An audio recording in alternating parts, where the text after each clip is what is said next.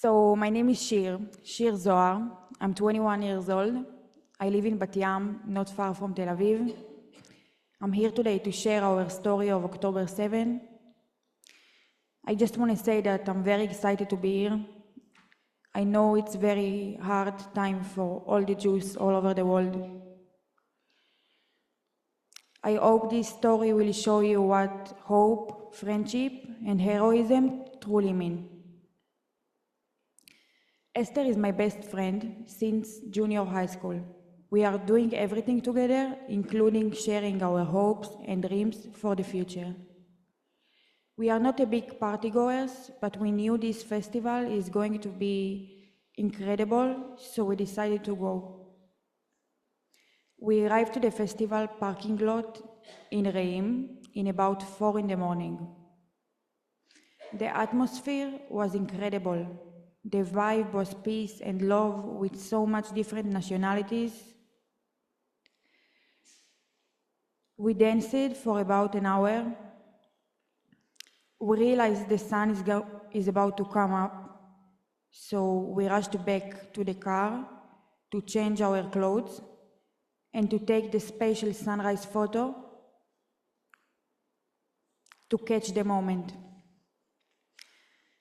On our way back to the festival, we saw tons of missiles in the sky. We decided to return to the car and leave the fest as we could.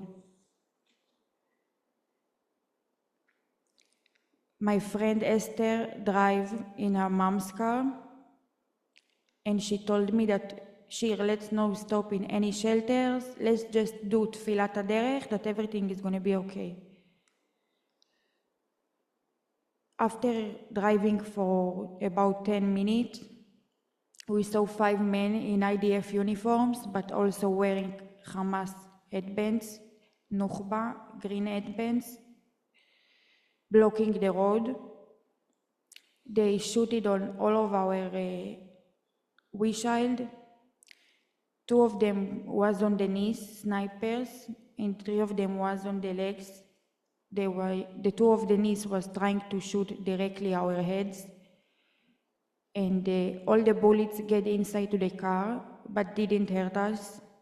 That was one of our biggest miracles. Esther did a split decision to put her foot on the gas and race through them. That's what she did. The car filled with so much smoke, we couldn't see a thing. I screamed, "Keep going, Esther." But the second she did, another car ran into us, an Israeli car, because everybody was trying to escape. Esther yelled at me, "Let's go out of here." We later found out that was a painful decision, because 5 minutes later, terrorists stole Esther's car and took it to Gaza with hostages. We thought that the danger was behind us, but we didn't realize how large the attack was going to be. We started walking down the highway, and we saw a group of Arab workers bleeding on the road. They told us to stay with them and hide. Esther said, "No way, there might be terrorists too." We kept walking until we saw 3 cars in a strange circle blocking the road. Between those cars were some boys who were trying to calm us down. I was very panicked. One of those boys is Ori Arad, a 22 years old who just came to work at this festival. He was a bartending.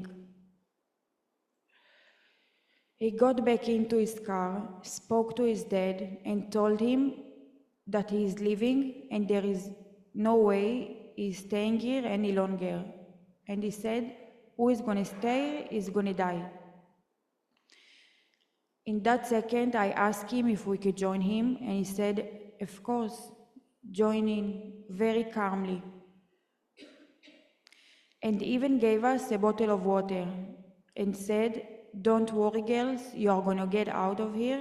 That's my promise." I sat on the floor of the car and Esther sat on the back seat. After we drove a few minutes, Ori said, "Don't be stressed, there is gonna be shoots now, I'm running over them." Another group started shooting at us. That's what really happened. Ori ran over two terrorists. Non-stop shooting all around us. Two motorcycles came from the sides, shooted all of the car, and hit Ori in the head. Ori lost control of the car and we flipped over 3 times, landing in the ditch of the side of the road. I could see Esther's legs in front of me. I pulled her on back to the seat and I could see all her head is bleeding. I looked at Ori and I see he has been shot through and through, all of his body bullets. I didn't feel nothing. I just checked all over my body to make sure I'm not bleeding. And I pinch Esther to realize if she's gonna be awake. Few seconds later, I heard a total chaos above us on the road, at least 30, 40 Arabs screaming at each other, yelling, doing terrible stuff. Esther woke up. She understood she can't make any noise. In about 8 a.m., Ori woke up and he started making noises that I couldn't understand what are those noises because I was never next to a person in his last minutes. So I was just begging to him to be quiet and that everything is going to be okay. But in that second, he just looked at Esther, smiled, and turned the radio on full volume. The terrorists returned at 8 a.m. and make sure Ori is dead. One terrorist shot all the car from the window about 1 minute. Half of his body get out from the window and half of the body is still in the car. So they didn't saw us. I don't know how, I really don't know how to explain that because I was under his seat. It's not possible.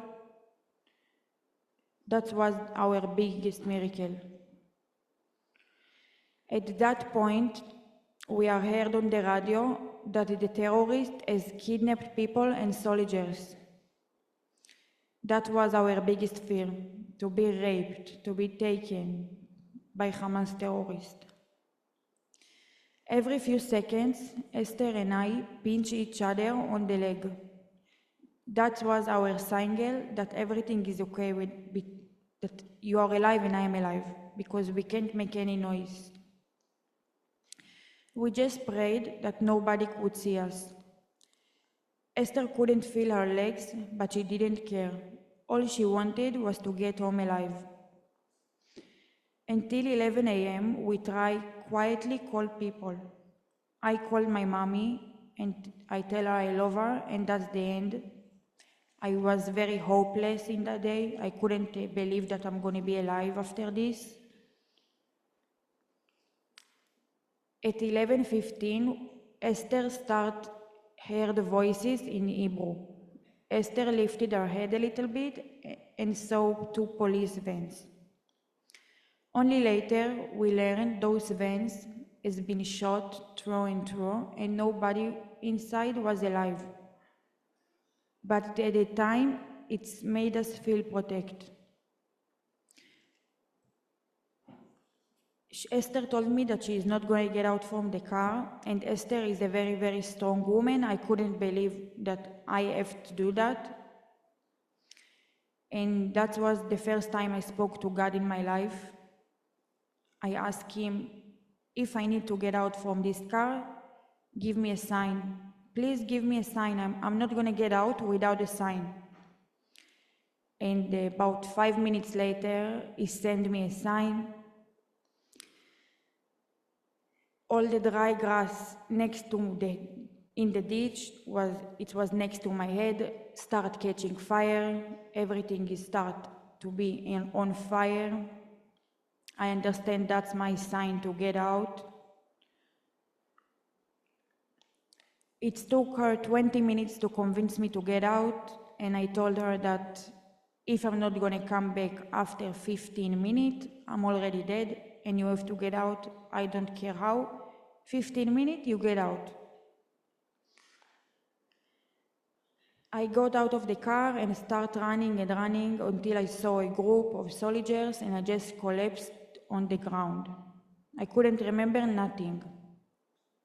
They took me to safety. After 5 minutes, I remembered that Esther is still in the car and I have to come back immediately. But they didn't listen to me.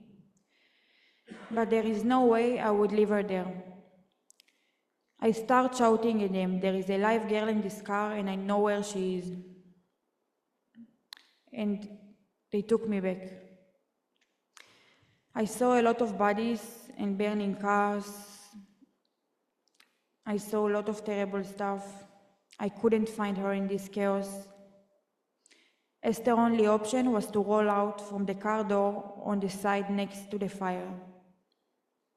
She told herself that God is with her, and if He saved her so far, she wouldn't get burned in the fire either. And that's what exactly happened. She fell out from the car and she saw 4 soldiers. They picked her on an army jeep and she told she wasn't leaving without me, just as I done. Few minutes later, I arrived with my 4 soldiers. We told them that there is a dead man in the car and the least we can do is to get him out. And they told us something that we will never forget. Who lives, lives. Who is dead is already dead.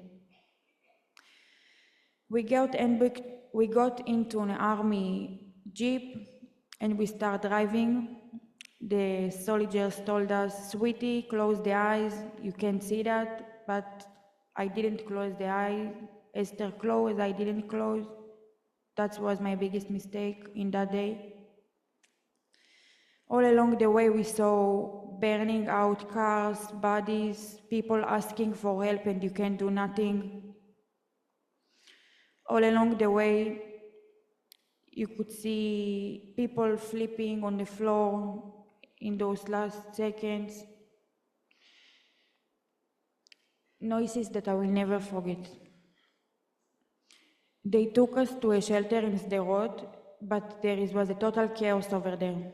I couldn't stay there. I saw a soldier who is being shot, and I decided I'm not leaving him. I'm not leaving him no matter what. 2 minutes later, an ambulance came and took us. We got into the hospital. In the ambulance, this soldier told me I'm getting married this month.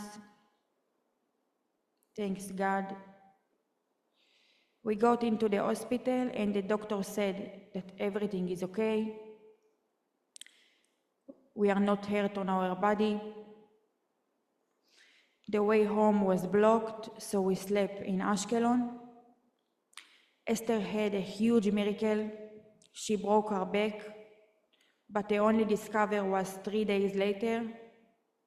She could have lost her legs, but she had a great miracle. Esther's father died in a motorcycle accident when she was 2 years old. He is always watching over her.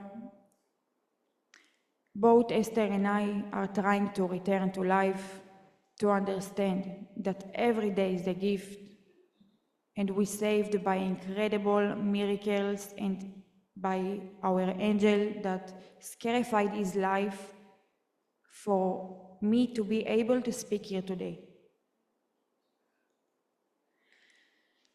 We discovered strengths that we never knew we had and a drive to survive until that day. I thank God every moment that I'm still here. I probably have something to do in this world. And one of those things is to always remember our hero. We visit the family of our angel, Ori Arad, all the time, every shishi, every Friday. We would prefer to not have gotten to know each other by this situation, but they are the strongest and they are the most amazing people I've ever met in my life. And they will be our family forever. That connection is crazy. I had a lot of guilt when I just came back, I had a lot of guilt and I always was saying sorry to the family. I couldn't stop saying sorry.